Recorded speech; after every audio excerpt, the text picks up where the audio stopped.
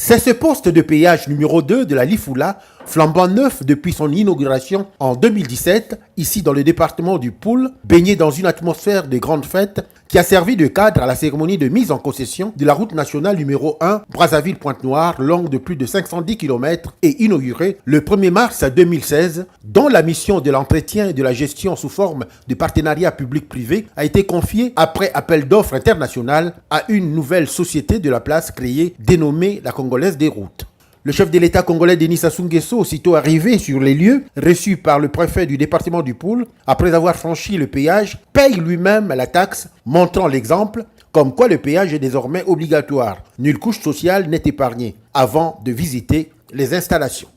Sur l'intérêt de la mise en concession de cette route, la nouvelle société de la Congolaise des routes a l'impérieuse charge de préserver et de pérenniser l'état de la route nationale numéro 1 et ses jonctions avec un entretien au quotidien pendant 30 ans. La Congolaise des routes dispose pour cela de 7 postes de péage modernes désormais opérationnels, où la taxe au péage est obligatoire. Les usagers, notamment les automobilistes, à partir du coût d'envoi donné par le chef de l'État, ont obligation de verser au poste de péage une redevance pour circuler. Les prix varient de 1 500 à 40 000 francs CFA. Pour les populations de proximité,